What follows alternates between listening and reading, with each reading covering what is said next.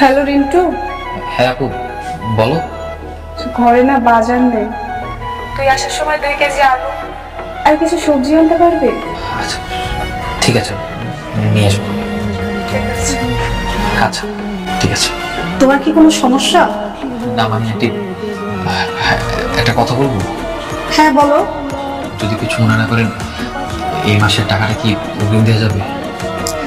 আসলে এখন তো কোনো টাকা পয়সা নেই। অদিতির বাবা তো মাসের ছাড়া কোনো টাকা পায় না। আচ্ছা তুমি ঠিকঠাক মতো পড়াশোনা করাও, আমি সময় মতো তোমার টাকাটা দিয়ে দেবো, ঠিক আছে? আচ্ছা ঠিক আছে, ঠিক কোনো সমস্যা নেই। রিন্টু, রিন্টু, আচ্ছা তোর ভর্তির জন্য কত টাকা লাগবে? এডমিশন ফি, যাবতীয় কাগজপত্র, ড্রেস আর সব কিছু মিলিয়ে 38,000 টাকার মতো লাগবে। 38,000? মা, বাবা যে 50,000 টাকা রেখে গেছে না, ওখান থেকে 38,000 টাকা রিন্টুর জন্য রেখে বাকি টাকাটা আমার কাছে দাও তো। আলমারিতে তো টাকাটা নাই। কি বলতেছো মা? টাকা নাই মানে? তুমি ভালো করে দেখছো? সব জায়গায় দেখছি, কোথাও টাকা নাই। আলমারিতে টাকা থাকলে যাবে কই? অর্ণব, অর্ণব!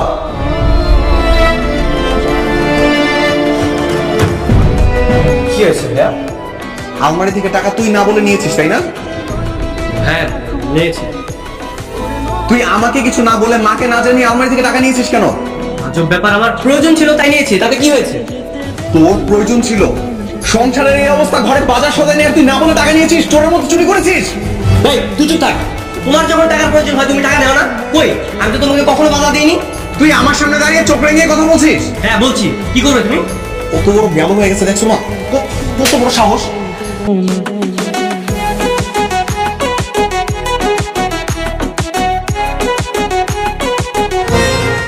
তুই ওকে বাড়ি থেকে বের করে দিলি? হ্যাঁ দিলাম মা। ওরকম একটা জঞ্জাল ঘরে থাকা থেকে না থাকা ভালো। আবর্জনা একটা ঘরের জন্য।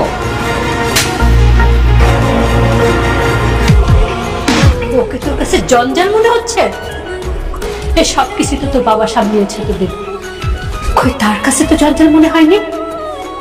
ও যদি জঞ্জাল হয়, তুইও তো এই বাড়ির জঞ্জাল। তোকে থাকার দরকার নেই এখানে। তুই এই বাড়ি থেকে বের হয়ে যা।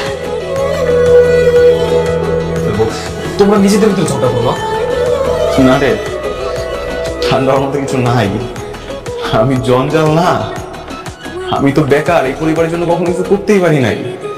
আমি এই বাড়িতে থেকে কি করব? যখন এই পরিবারের জন্য কিছু করতে পারবো তখন না ফিরে আসবো। তোদের বাবা তো মারা যায়, বেঁচে গেছে। সব জ্বালা আমার উপর দিয়ে গেছে।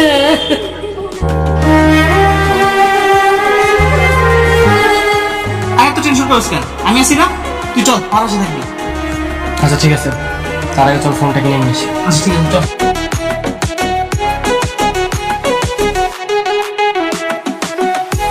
তুই যদি পারিস আসার সময় কিছু আপেল বা কিছু কমলা নিয়ে আসিস।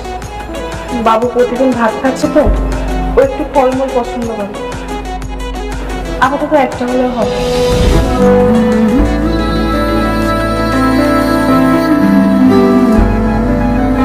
কি ব্যাপার, এদিকে কি তুমি লিখছো না কেন? দেখো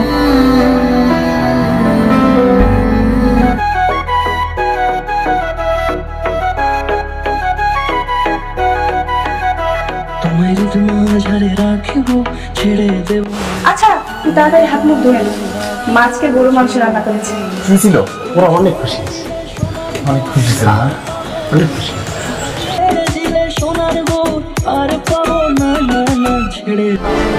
জানো ভাইয়া, আমি না গতকালই ভেবেছিলাম এটা তোমারই কাজ, তুমি এই কাজটা করেছো, তুমি ছাড়া কেউ না। দেখেছো আমার ধারণা শেষ পর্যন্ত সত্যি হলো। ভাইয়া তুমি একটা শিক্ষিত গ্রাজুয়েট ছেলে হয়ে। আমি আপনাকে কথা দিতেছি চাচা, আপনি মানে ইনিহাও টাকাটা ম্যানেজ করে দেন, আমি আপনাকে খুব তাড়াতাড়ি সেই টাকা শোধ করে দিব। আচ্ছা আচ্ছা দেখছি আমি কি করতে পারি, কিন্তু তোমার কথা বলতে আছে।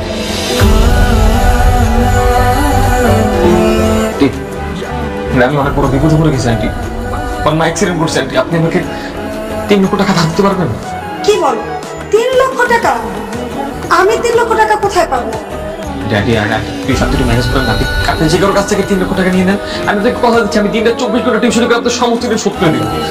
এটা একটা কথা বললাম? তুমি তো 10 বছর টিউশনি করে 3 লক্ষ টাকা শোধ করতে পারবে না। আচ্ছা শোনো, আমার কাছে কিছু টাকা আছে, আমি দিই, তুমি টাকাটা নিয়ে চলে যাও, বাকি টাকা অন্য জায়গায় একটু ম্যানেজ করো। হ্যালো, তুমি ফোন করছো? আমি তো ভাবছি আমি তোমার ফোন করবো। তুমি না আমাকে ডিভোর্স দিতে চেয়েছিলে? হ্যাঁ, কিন্তু তুমি তো তখন রাজি ছিল না। কিন্তু এখন আমি রাজি। তুমি এক কাজ করো, তুমি আমার কাবিনের টাকাটা আমাকে দিয়ে দাও। আর তোমার কখন ডিভোর্স লাগবে তুমি আমাকে বলো। কিন্তু আমার মা অ্যাক্সিডেন্ট করেছে, তোমার মেয়েকে বাঁচাতে গিয়ে আমার মা সিঁড়ি থেকে পড়ে গেছে। মায়ের অবস্থা খুবই খারাপ, আমার ইমার্জেন্সি 3 লাখ টাকা লাগবে। কি বলো? এত টাকা কই পাবো? আমি কিচ্ছু জানি না, দরকার হলে তুমি আমাকে ডিভোর্স দিয়ে আমাকে 3 লাখ টাকা দাও। আচ্ছা ঠিক আছে, আমি দেখতেছি। সামান্য কিছু টাকা ম্যানেজ করতে পেরেছি। আমিও সামান্য কিছু টাকা ম্যানেজ করতে পেরেছি, কিন্তু এই টাকা কোনো কিছু হবে না। আমি বুঝতেছি না কি করব, কি করা উচিত। অপারেশনের জন্য পুরো টাকাটা একেবারে ম্যানেজ করতে পারিনি। আমরা যদি টাকাটা ভেঙে ভেঙে দিই তাহলে কি অপারেশনটা হবে না? প্লিজ ম্যাডাম একটু কনসিডার করুন। আপনাদের টাকা তো জমা হয়ে গেছে। টাকা ম্যানেজ হয়ে গেছে মানে? টাকা কে দিয়েছে? ও তো উনি দিলেন। হ্যাঁ, আমি টাকা দিয়েছি। তুই এতগুলো টাকা কোথায় পেলি? কেন? আমি তো ফেল্ড স্টুডেন্ট, তাই না? আমি টাকা কোথায় পাবো? চুরি করি, অর্জন করেছি।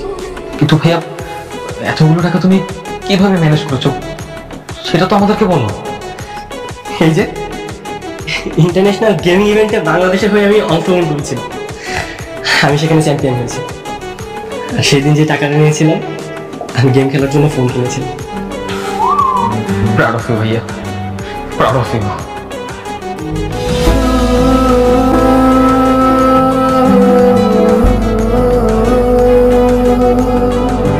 মা, এখন কেমন লাগছে তোমার?